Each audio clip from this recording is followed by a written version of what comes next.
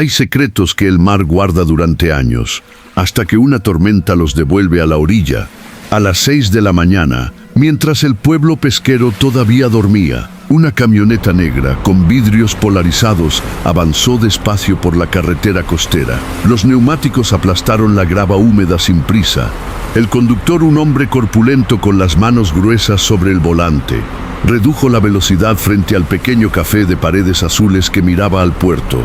No se detuvo, pero giró la cabeza y observó las ventanas durante varios segundos antes de acelerar y desaparecer entre la neblina. Clara Domínguez no vio la camioneta. Estaba demasiado ocupada luchando con la cerradura oxidada de la puerta trasera de su café. Las bisagras chirriaron cuando finalmente cedieron. El mismo chirrido de cada mañana, el mismo ritual de cada día durante 5 años. Adentro, el aire olía a madera vieja y a los restos del café de ayer. Clara encendió la luz. Los tubos fluorescentes parpadearon 2 veces antes de iluminar el espacio pequeño. Paredes azul cielo descascaradas en las esquinas, una barra de madera gastada con marcas de tazas, fotografías en blanco y negro de pescadores colgadas con clavos torcidos, hombres curtidos por el sol y el mar, hombres como su padre había sido. Este café era todo lo que le quedaba de Manuel Domínguez. 5 años habían pasado desde aquella noche de tormenta. 5 años sin respuestas, 5 años con la sensación de que algo no cuadraba en la historia oficial de su muerte. Clara caminó hasta la barra y se detuvo frente al espejo rajado que colgaba detrás de la cafetera. Se miró por un momento, ojeras profundas, cabello oscuro recogido con prisa, 28 años que parecían 35. Sacó del bolsillo de su delantal un reloj de bolsillo dorado. Era pesado, sólido, real. El metal estaba gastado por los años y por las miles de veces que ella lo había sostenido buscando consuelo en su peso. Presionó el botón lateral con el pulgar. La tapa se abrió con un clic suave. Adentro, una fotografía descolorida, un barco pesquero de casco blanco con franjas azules. En el costado del barco, letras pintadas. Pero la fotografía estaba tan desgastada que solo se leían las últimas 5. Lealtad, maldad. Clara había pasado años intentando descifrar esa palabra. Cada posibilidad parecía guardar algo fundamental sobre la vida de su padre, sobre su muerte. Algún día sabré qué significa, murmuró mientras cerraba la tapa y lo guardaba en lo más profundo de su bolsillo. La puerta trasera se abrió con un golpe alegre. Sofía entró cargando una bolsa de pan fresco que olía a mantequilla y horno. «Buenos días, jefa», saludó con una sonrisa amplia mientras dejaba el pan sobre el mostrador. Tenía 26 años, cabello negro, recogido en una cola de caballo, y la energía de alguien que todavía creía que el mundo era un lugar amable. «Buenos días», respondió Clara mientras comenzaba a cortar el pan en rebanadas. Sofía la estudió con ojos preocupados. «¿Dormiste algo anoche?» «Lo suficiente», mintió Clara. «Escucha, tengo noticias», dijo Sofía cambiando de tono, bajando la voz aunque el café estaba vacío. Llegó un hombre nuevo al pueblo, el nuevo gerente de operaciones del puerto. Rodrigo Salazar lo trajo personalmente desde la capital. Mi prima Rosa lo vio en el mercado y dice que es joven, educado, guapo. Clara no levantó la vista del pan. Los chismes del pueblo nunca le habían interesado. «Me alegro por tu prima», contestó sin emoción mientras encendía la cafetera grande. El aparato tosió y escupió vapor antes de comenzar a funcionar. El café se fue llenando con los trabajadores del puerto. Don Roberto, el mecánico del astillero, entró arrastrando los pies y pidió su café doble con 3 cucharadas de azúcar. Las hermanas Mendoza se instalaron en su mesa habitual junto a la ventana. El viejo Martín entró cojeando con su bastón. Le dio una palmadita a Clara en la mano sin decir palabra y se sentó en la barra a leer su periódico. Todos conocidos, todos predecibles, todos parte de la rutina mecánica que mantenía a Clara funcionando. Pero había alguien que Clara no conocía, un hombre delgado, de lentes oscuros, sentado en la mesa más alejada del rincón. No había pedido nada, solo observaba. Sus dedos tamborileaban nerviosamente sobre la mesa. Clara caminó hacia él para ofrecerle la carta. Antes de que llegara el hombre, se levantó rápidamente. Dejó unas monedas sobre la mesa y salió por la puerta principal sin mirarla. A través de la ventana, Clara lo vio subirse a una camioneta negra estacionada al final de la calle, la misma camioneta que ella no había visto pasar esa mañana. Algo en la manera en que se fue le dejó una sensación fría en el estómago, como si alguien estuviera contando sus pasos. A las 9 de la mañana, cuando el sol ya brillaba sobre el agua del puerto, la puerta del café se abrió otra vez. Una ráfaga de viento marino entró con el recién llegado, trayendo olor a sal y algas. Clara levantó la vista por instinto. El hombre era alto, quizás 1,85 m, de cabello castaño oscuro, despeinado por el viento constante del puerto. Vestía una camisa blanca arremangada hasta los codos y pantalones grises de vestir. Como alguien que intentaba verse profesional, no estaba acostumbrado al ambiente relajado de un pueblo costero. Sus ojos avellana recorrieron el café con curiosidad antes de posarse en Clara. Sonrió, una sonrisa tímida, pero genuina. «Buenos días», saludó con voz suave. Tenía un acento refinado de la capital. «¿Es este el mejor café del puerto?». Clara sintió una sonrisa amenazando con formarse en sus labios. Algo raro para ella en estos días. «Es el único café del puerto», respondió con sequedad. «Pero sí, también es el mejor». Él rió con ganas, una risa honesta que hizo que varios clientes levantaran la vista de sus tazas. «Me gusta tu honestidad», dijo mientras se sentaba en la barra. «Un café negro, por favor». «Sin azúcar, sin leche. Solo café». Un purista, comentó Clara mientras se giraba hacia la cafetera. «Raro por estos lados.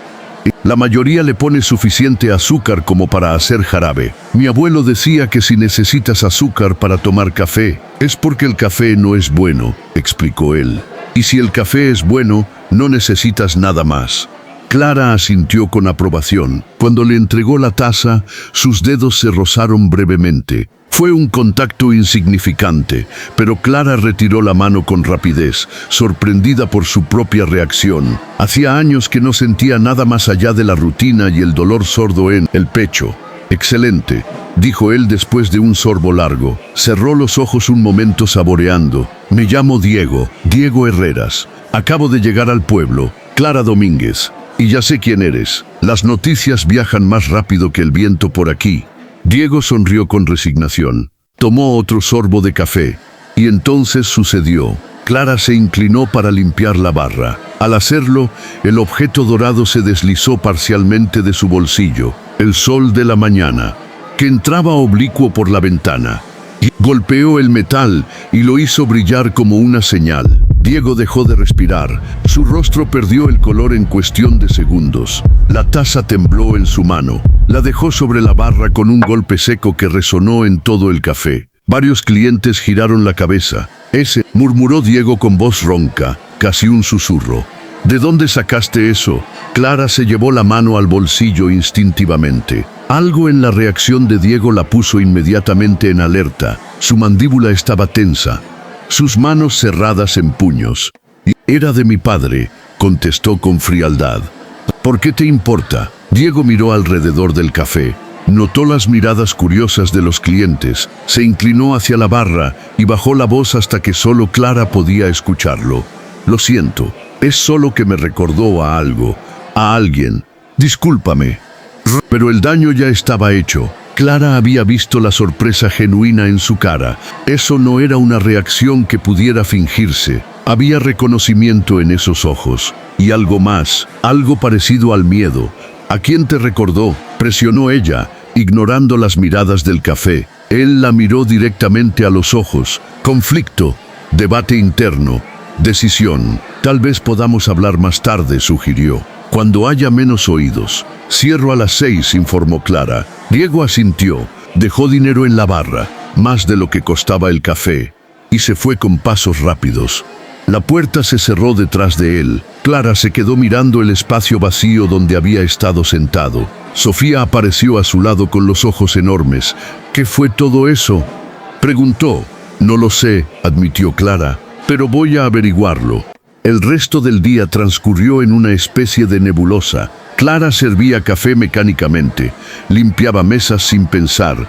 Sonreía a los clientes sin realmente verlos. Su mente no dejaba de repetir la expresión en el rostro de Diego. Shock, reconocimiento, miedo. ¿Qué sabía él? ¿Cómo podía un objeto que había pertenecido a su padre causar esa reacción en un extraño? A las 4 de la tarde, durante un momento de calma, Clara miró por la ventana distraídamente. Se quedó helada. La camioneta negra estaba estacionada al final de la calle.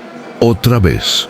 El mismo hombre corpulento de la mañana hablaba por teléfono mientras miraba directamente hacia el café. Algo estaba mal, lo sentía en los huesos. Recordó las últimas semanas antes de la muerte de su padre. Cómo había estado callado, distraído. Cómo hablaba por teléfono en voz baja y colgaba cuando ella entraba a la habitación. Como la última noche antes de salir al mar, la había abrazado con más fuerza de lo normal y le había dicho: «Te amo, mi niña, pase lo que pase, nunca olvides eso». En ese momento, Clara había pensado que era solo su manera de ser cariñoso. Ahora, mirando la camioneta negra estacionada frente a su café, se preguntaba si había sido una despedida. A las 6 en punto, Clara volteó el letrero de abierto a cerrado. El café quedó en silencio. Solo el ruido de la cafetera enfriándose y el sonido lejano de las olas rompiendo contra el muelle. Las sombras del atardecer se alargaban por el piso de madera, dibujando formas que parecían dedos señalando hacia la puerta. Sofía se había ido media hora antes. El café estaba vacío y silencioso. Diego llegó a las 6:15. Tenía una carpeta gruesa bajo el brazo y parecía más nervioso que en la mañana. Clara cerró la puerta detrás de él y bajó las persianas. «Encontré algo», anunció mientras se sentaba en la barra. Abrió la carpeta y sacó un documento amarillento por el tiempo. «Es un contrato de sociedad», señaló, fechado hace 6 años, entre Rodrigo Salazar y Manuel Domínguez, para la compra y operación conjunta de un barco pesquero. Clara tomó el documento con manos que comenzaban a temblar. Leyó el nombre del barco, impreso con claridad en la parte superior: Lealtad. Las letras faltantes. La respuesta que llevaba 5 años buscando. «Altad», susurró, «era lealtad. El barco de mi padre». «No solo de tu padre», corrigió Diego con suavidad. «Según este contrato, era 50% de cada uno. Eran socios completos». Clara sintió como si el piso se hubiera movido bajo sus pies. Su padre y Rodrigo Salazar. Socios. ¿Por qué nunca se lo dijo? «Hay más», continuó Diego sacando más documentos. «Manifiestos de carga de lealtad. Los primeros 2 años todo parece normal. Pescado, salidas y llegadas regulares. Pero hace 3 años los registros se vuelven extraños. Salidas sin registro de capturas. Llegadas sin manifiestos completos. Un día el barco regresa con 2 toneladas de pescado. La siguiente vez, con 200 kilos a pesar de haber estado fuera el mismo tiempo. A menos que no estuvieran pescando», terminó Clara, sintiendo náuseas.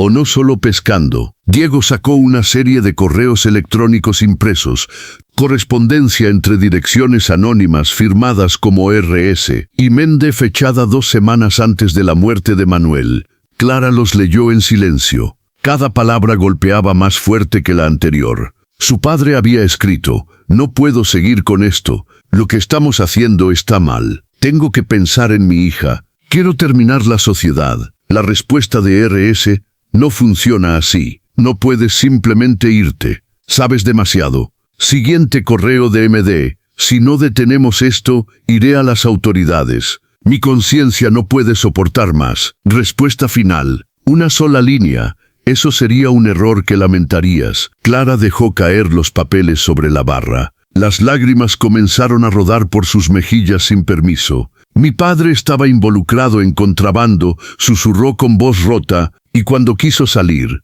cuando amenazó con hablar», no terminó la frase. No hacía falta. El peso de la verdad le aplastaba el pecho como una losa de piedra.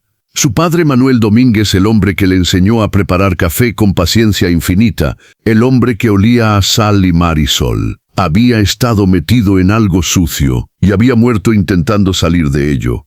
¿Eso lo hacía menos bueno? Clara se hizo esa pregunta mientras las lágrimas caían sobre los documentos. No, eso lo hacía más valiente, porque eligió detenerse. Eligió la verdad aunque le costara todo. Estos correos muestran un motivo claro, dijo Diego con gravedad, pero no prueban que Rodrigo actuó. La muerte fue declarada accidente. Sin evidencia física, sin testigos. Es nuestra palabra contra la del hombre más poderoso de la ciudad. Entonces necesitamos un testigo, declaró Clara, limpiándose las lágrimas con el dorso de la mano. Alguien que estuviera en el mar esa noche. ¿Conoces a alguien así? Clara pensó. Cerró los ojos y se transportó a aquella noche terrible. El viento, la lluvia, los barcos meciéndose violentamente en el puerto. Don Julio, recordó de pronto, un pescador viejo que lleva toda la vida en el puerto, estaba aquí esa noche. Mi padre habló con él antes de salir al mar, y desde entonces me observa. Se sienta en su banco del muelle y me mira, como si quisiera decirme algo, pero nunca se anima. Mañana lo encontramos, decidió Diego, y le preguntamos qué vio. A la mañana siguiente, Clara abrió el café como siempre, pero sus manos temblaban ligeramente cuando preparaba el primer café del día. Cada vez que la puerta se abría, se tensaba esperando ver a Rodrigo o a sus hombres. A mediodía, durante un momento de calma, se acercó a don Roberto en la barra. El mecánico del astillero había trabajado en el puerto durante 40 años. Si alguien sabía algo, sería él. Don Roberto, ¿puedo preguntarle algo?, dijo mientras le servía más café. El hombre mayor la miró con ojos amables pero cautelosos. Usted conoció bien a mi padre. Conocí a Manuel desde que era un niño, afirmó. Era un buen hombre, honesto. El tipo de hombre que hacía lo correcto incluso cuando era difícil. ¿Él alguna vez mencionó trabajar con Rodrigo Salazar? La expresión de don Roberto cambió. Se volvió cerrada, cuidadosa. Miró alrededor del café verificando que nadie escuchara. Luego se inclinó hacia Clara. Eran socios en algo, dijo en voz baja. Un barco, creo. Pero hubo problemas, discusiones fuertes. Y tu padre estaba diferente los últimos días, preocupado, asustado. Clara. No quería decírtelo en ese momento, eras muy joven. ¿Asustado de Rodrigo?, presionó ella. Don Roberto evitó su mirada. Eso fue respuesta suficiente. Ten cuidado con lo que investigas, niña, advirtió con tristeza. Rodrigo Salazar no es un hombre que perdone a quienes hacen preguntas incómodas, pero Clara ya había decidido que haría todas las preguntas necesarias. Esa noche, justo antes de cerrar, la puerta del café se abrió a pesar del letrero de cerrado. 3 hombres entraron. Los 2 de atrás eran enormes, con hombros anchos y miradas vacías de quienes siguen órdenes sin preguntar. El de adelante era diferente. Rodrigo Salazar caminaba como si cada espacio que pisara le perteneciera. 45 años. Traje gris oscuro que costaba más que todo el inventario del café. Cabello canoso en las sienes. Ojos azules tan fríos que Clara sintió un escalofrío cuando la miraron. Señorita Domínguez, saludó con una sonrisa que no llegaba a sus ojos. Escuché que ha estado haciendo preguntas sobre su padre, sobre mí. Diego, que estaba ayudando a Clara a limpiar, se puso de pie y se colocó instintivamente entre Rodrigo y ella. Tengo derecho a saber qué le pasó a mi padre, replicó Clara levantando la barbilla. Su corazón latía como un tambor, pero se negó a mostrar miedo. Hubo una tormenta. Su barco no resistió. Caso cerrado. Rodrigo caminó hasta la barra con pasos lentos y deliberados. Pasó un dedo por la madera vieja, examinándola con disgusto. Pero no vine a hablar del pasado, vine a hablar del futuro. Sacó un sobre grueso del bolsillo interior de su saco y lo colocó sobre la barra. Dentro hay un cheque, explicó, lo suficiente para comprar 3 cafés como este. También hay un contrato de confidencialidad. Usted firma, acepta el dinero, deja de hacer preguntas y todos seguimos con nuestras vidas. Es una oferta generosa. Clara miró el sobre sin tocarlo. Podía sentir el peso de lo que representaba, el precio de su silencio. Además, añadió Rodrigo bajando la voz hasta un tono casi íntimo, la hipoteca de este edificio está con mi banco. Supongo que lo sabe. Sería una verdadera pena que las condiciones del préstamo se volvieran desfavorables. Los tiempos son difíciles para los pequeños negocios. El silencio que siguió fue helado. Clara podía escuchar su propia respiración. Lentamente tomó el sobre. Lo abrió, miró el cheque. La cantidad era obscena, suficiente para cambiar su vida por completo, para no preocuparse nunca más por la hipoteca, por las facturas, por el café que se caía a pedazos. Con manos firmes, rompió el cheque por la mitad, luego en cuartos. Los pedazos cayeron sobre la barra como copos de nieve. Mi padre no se vendió, declaró mirándolo directamente a los ojos. Yo tampoco. La sonrisa de Rodrigo desapareció. Algo oscuro y peligroso cruzó su mirada. La temperatura del café pareció descender varios grados. Los dos hombres detrás de Rodrigo se tensaron, como perros esperando la orden de atacar. Su padre también rechazó mi generosidad.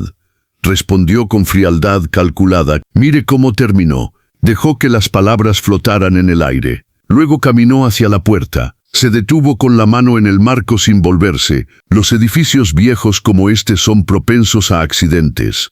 Madera vieja, cableado antiguo, incendios que nadie puede explicar. Tiene 48 horas para reconsiderar. Salió con sus hombres. La puerta quedó abierta. El viento del mar entró trayendo el olor a sal y el sonido de las olas, rompiendo contra el muelle. Clara se dejó caer en el taburete. Sus manos temblaban violentamente. Nos amenazó, susurró, directamente. Y prácticamente confesó que tuvo algo que ver con la muerte de mi padre. Diego cerró la puerta y regresó a su lado. Tomó sus manos temblorosas entre las suyas. «Y tú acabas de rechazar su soborno frente a sus propios hombres», respondió. «Tu padre habría estado orgulloso. Mañana hablamos con don Julio», decidió Clara con voz más firme. Antes de que sea demasiado tarde, lo encontraron donde siempre estaba, en su banco de madera desgastada junto al muelle, mirando el mar con ojos que parecían ver algo más allá del horizonte. 70 años, piel curtida por décadas de sol y viento, cabello blanco que se movía con la brisa, manos temblorosas aferradas a un bastón de madera. Cuando los vio acercarse, el miedo inundó su rostro. Se levantó más rápido de lo que parecía capaz y comenzó a alejarse. «Don Julio, por favor», llamó Clara apresurando el paso. «Es sobre mi padre, sobre la noche que murió». «No tengo nada que decir», murmuró el anciano sin detenerse. «Rodrigo ya sabe que estamos investigando», reveló Clara, poniéndose frente a él. «Vino a mi café anoche. Nos amenazó. Ya no hay donde esconderse. Pero si usted vio algo, podemos detenerlo». Don Julio cerró los ojos como si las palabras le causaran dolor físico. Su cuerpo se desinfló, se dejó caer de nuevo en el banco y cubrió su rostro con las manos. Sollozó con un sonido roto y doloroso. Clara se arrodilló frente a él. Puso una mano gentil en su rodilla. «Mi padre era un buen hombre», dijo con la voz más suave que pudo. «No merecía morir así. Ayúdeme a darle justicia». Don Julio bajó las manos. Sus ojos estaban llenos de algo que Clara no había visto antes. No solo dolor, culpa. Una culpa tan profunda que parecía haberlo consumido por dentro durante años.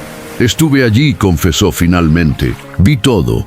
Clara sintió que su corazón se detenía. No quería escuchar lo que vendría después, pero necesitaba hacerlo. Se lo debía a su padre. «Vi el lealtad anclado no muy lejos de la costa». Comenzó con voz temblorosa. No había tormenta todavía, solo nubes oscuras acercándose. Había dos hombres en la cubierta, tu padre y Rodrigo Salazar.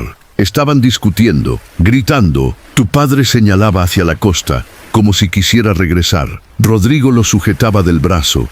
Apretó el bastón con tanta fuerza que sus nudillos se volvieron blancos. Entonces llegaron otros hombres, en otro barco, 3 o 4. Grandes, fuertes, subieron al Lealtad. Su voz se volvió apenas un susurro. Tu padre intentó defenderse. Empujó a uno de los hombres. Intentó llegar al radio para pedir ayuda, pero eran demasiados. Lo rodearon. Uno lo agarró por detrás. Otro lo golpeó y lo empujaron al agua. Don Julio sollozaba abiertamente ahora. Cayó al agua y no salió. Esperé. Miré, recé para que su cabeza apareciera en la superficie, pero no apareció, y entonces uno de los hombres me vio, señaló hacia mi bote y gritó algo. Vinieron por mí, me golpearon con algo duro en la cabeza. Tocó la parte de atrás de su cráneo, donde Clara pudo ver una cicatriz larga y blanquecina bajo el cabello blanco. Caí al agua también, casi me ahogo. pero logré aferrarme a un bote salvavidas vacío que flotaba cerca. Me sujeté hasta que la tormenta pasó. Y nunca fue a la policía, cuestionó Diego con incredulidad. Decirles que, replicó don Julio con amargura, que vi al hombre más poderoso de este pueblo asesinar a alguien. Rodrigo controla la policía, controla el puerto, controla todo. Si hubiera hablado, no estaría aquí hoy. Clara procesaba cada palabra como un golpe cuando don Julio sacó del bolsillo una fotografía vieja y doblada. Hay algo más, dijo con voz diferente, más profunda, más personal. Algo que debí decirte hace mucho tiempo. Clara tomó la fotografía con dedos temblorosos. Una mujer joven, quizás 20 años, sostenía a un bebé en sus brazos. Sonreía a la cámara con una ternura absoluta. Se llamaba Mariela, explicó don Julio. Era mi hija, mi única hija. Clara estudió el rostro de la mujer. Los mismos ojos oscuros, la misma forma de la nariz, el mismo cabello ondulado. Se parece a mí, susurró. Porque era tu madre, Clara. Mariela era tu madre, y yo soy tu abuelo.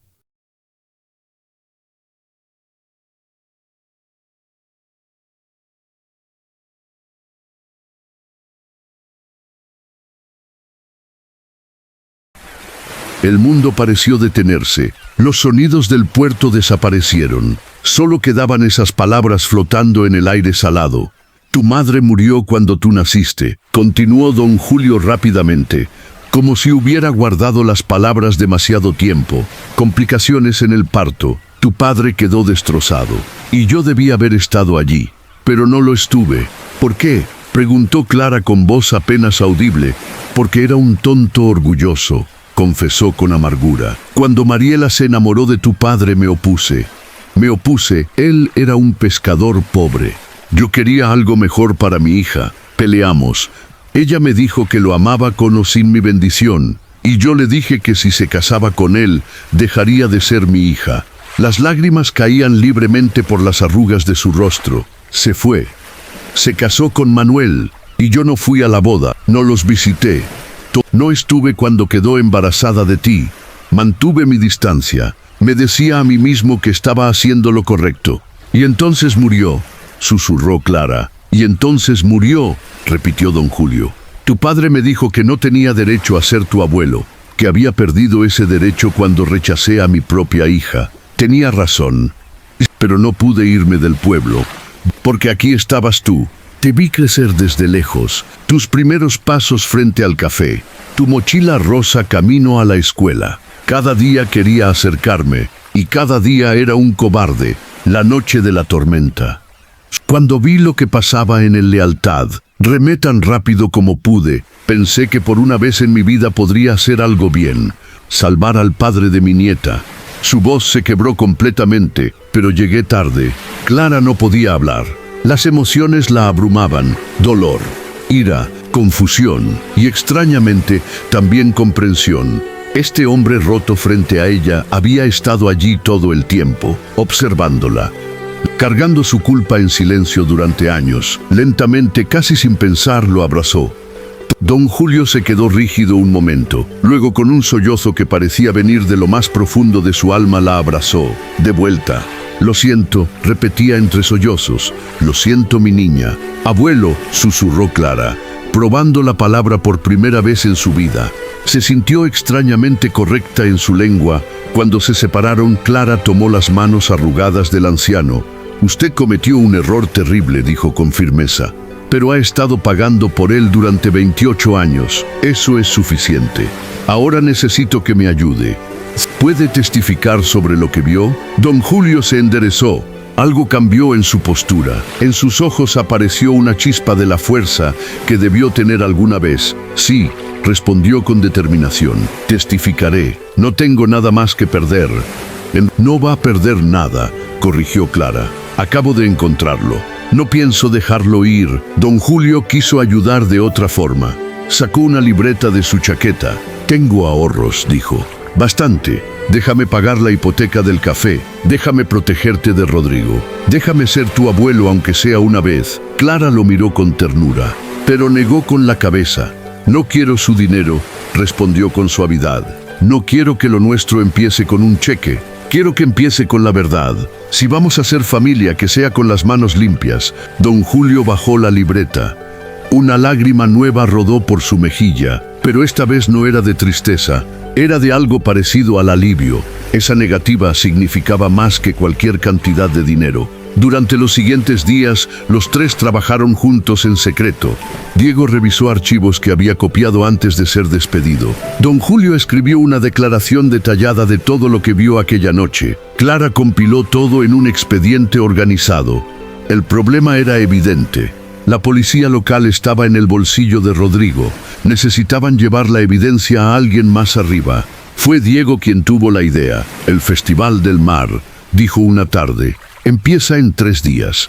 Vendrán periodistas de la capital, autoridades. Rodrigo estará ahí, haciendo su discurso anual como gran benefactor del pueblo. Lo confrontamos en público, entendió Clara. Con testigos, con cámaras. Su ego es su debilidad, explicó Diego. He trabajado con él 6 meses. Si lo acusamos delante de todos, no podrá irse. Su orgullo lo obligará a responder. Es peligroso, objetó don Julio. Es la única manera, replicó Clara. Diego tenía un contacto, un detective de la policía de la capital que le debía un favor. Lo invitaría al festival preparado para actuar. Pero Clara sabía exactamente lo que significaba esta decisión. Rodrigo controlaba el banco que tenía la hipoteca de su café.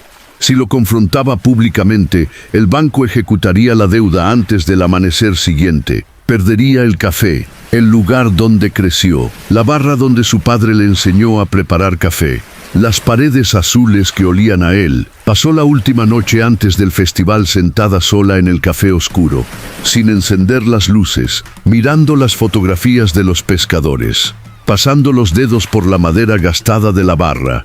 Perder esto sería como perder a su padre otra vez, pero vivir callada, sabiendo la verdad y tragándosela, sería peor que cualquier pérdida. El Festival del Mar transformó el muelle en otro mundo. Banderas de colores vibrantes ondeaban con la brisa marina. Puestos de comida vendían pescado frito, empanadas, dulces de coco y maíz asado. Una banda tocaba cumbia en un pequeño escenario de madera. Niños corrían entre las piernas de los adultos, riendo y gritando. El olor a comida, sal y celebración llenaba el aire. Todo el pueblo había salido a celebrar. Era el evento más grande del año. Clara llegó con Diego y don Julio. Vestía un vestido azul simple.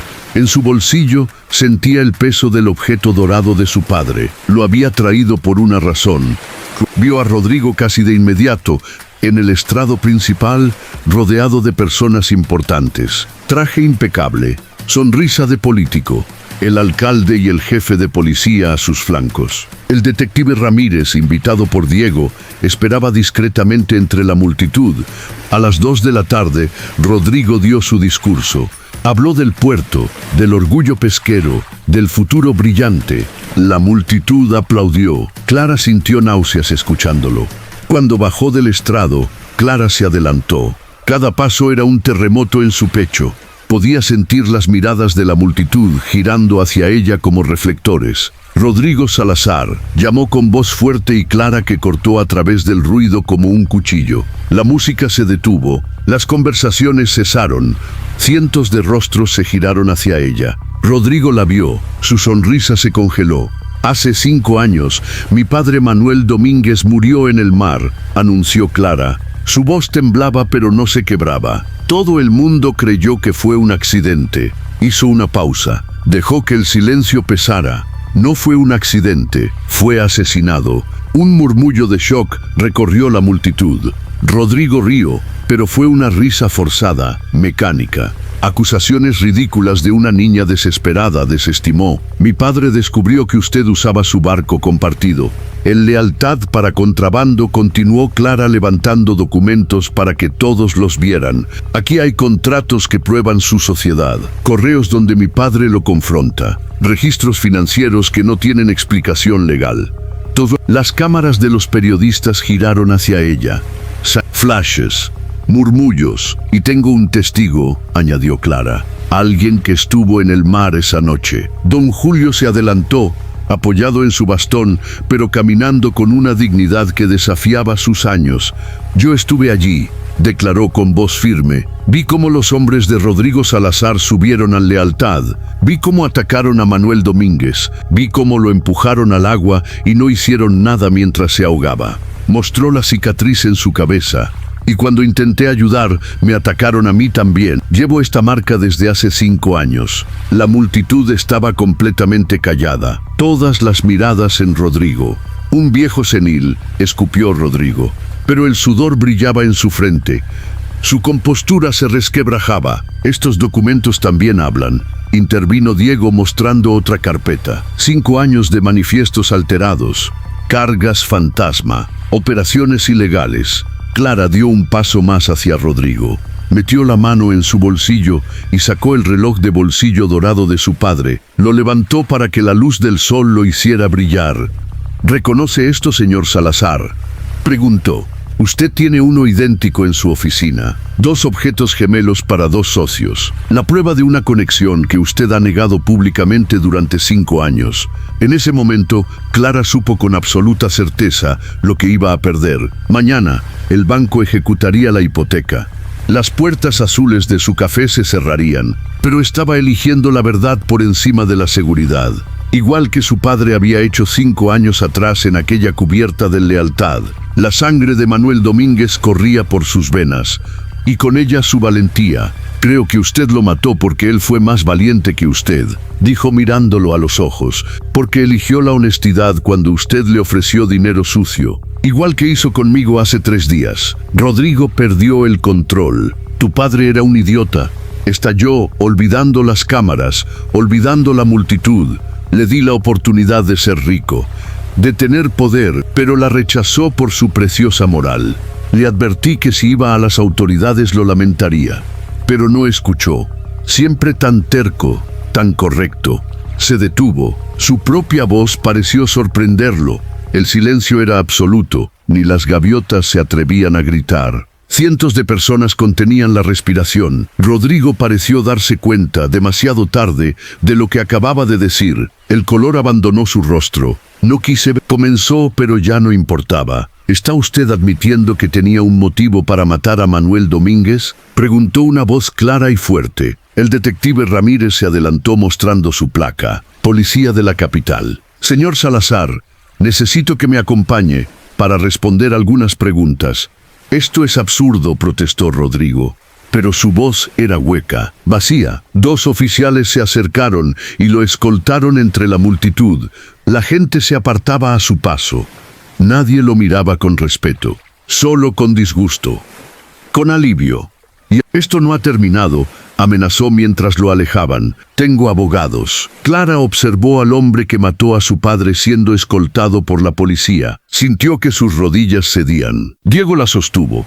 Don Julio puso una mano temblorosa en su hombro. Lo logramos, mi niña, murmuró el anciano con la voz llena de emoción. La multitud comenzó a aplaudir, lentamente al principio, luego más fuerte, más intenso. Los pescadores, las familias, los trabajadores del puerto, todos aplaudiendo. No solo por Manuel, por cada trabajador que había sido amenazado, por cada pescador que había callado por miedo, por cada familia que había pagado precios injustos por el derecho a usar el puerto, por la liberación de un pueblo entero que había vivido demasiado tiempo bajo la sombra de un hombre corrupto. En las semanas siguientes, la verdad salió a la luz como agua de un dique roto. Empleados de Rodrigo que habían callado por miedo ahora testificaban. Documentos ocultos fueron descubiertos. Un hombre que estuvo en el barco esa noche se presentó destrozado por la culpa y describió en detalle cómo Rodrigo había ordenado deshacerse de Manuel Domínguez. Rodrigo fue declarado culpable de asesinato y contrabando, 30 años sin posibilidad de libertad condicional. Como Clara había previsto, el banco ejecutó la hipoteca al día siguiente de la confrontación. Perdió el café. Las puertas azules se cerraron. Las fotografías de los pescadores quedaron a oscuras. Don Julio ofreció su dinero una vez más. Clara lo rechazó una vez más. No así, dijo simplemente. Fue la comunidad la que respondió. Don Roberto, el mecánico que conocía a cada pescador por su nombre, organizó a los trabajadores del puerto. Las hermanas Mendoza juntaron fondos en el mercado, cada pescador, cada vendedora. Cada familia que había sufrido bajo el control de Rodrigo puso lo que pudo.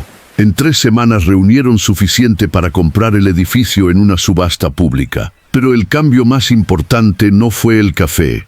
Los pescadores del puerto, hartos de años de abuso y corrupción, formaron una cooperativa. Crearon un comité de vigilancia portuaria con representantes de cada familia pesquera. Establecieron un fondo de protección para los trabajadores del mar y sus familias. Cualquier pescador que sufriera un accidente o enfrentara una emergencia tendría apoyo. Ninguna familia quedaría sola nunca más. Exigieron y consiguieron que un inspector independiente, ajeno a cualquier interés local, supervisara todas las operaciones del puerto. El café, que había muerto con la hipoteca, renació con la dignidad de una comunidad entera. No fue caridad, fue justicia. Cada peso que pusieron los vecinos era una declaración: este lugar nos pertenece a todos. Don Julio se mudó al pequeño apartamento encima de la panadería de Sofía, a 3 cuadras del café. Cada mañana caminaba hasta el muelle, pero ya no se sentaba solo en su banco a mirar el mar con ojos culpables. Ahora caminaba directamente al café, se ponía su delantal y servía el primer café del día con manos que temblaban un poco menos cada semana. 3 meses después del juicio, Clara abrió las puertas azules de nuevo. Sobre la entrada colgaba un letrero nuevo tallado en madera: Café Lealtad. Don Julio trabajaba detrás de la barra, no porque Clara le hubiera aceptado dinero, porque le había aceptado algo que valía más: su tiempo, su presencia, sus manos viejas, sirviendo café cada mañana. Diego coordinaba los turnos de la cooperativa pesquera desde una mesa junto a la ventana. No era el gerente de nadie. Era parte de algo verdadero.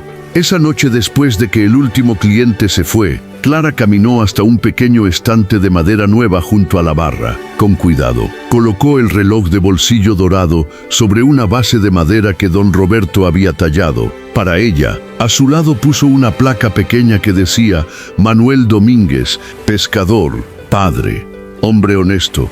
Diego se acercó y tomó su mano. ¿Cómo te sientes?, preguntó. El metal dorado brillaba bajo la luz cálida de la lámpara. Ya no necesitaba cargarlo en el bolsillo. Ya no necesitaba abrirlo para buscar respuestas en una fotografía borrosa. La verdad había reemplazado al misterio. La paz había reemplazado al dolor. Libre, respondió. Miraron juntos el mar oscuro por la ventana. Las olas se mecían suavemente bajo la luna llena, el sonido rítmico que Clara había escuchado toda su vida. Gracias, papá, susurró a las olas. Ya puedes descansar. El viento sopló desde el mar, cálido, gentil, como una caricia. Clara eligió creer que era su respuesta. Si te gustan estas historias, suscríbete al canal y no olvides darle like para ver más historias como esta.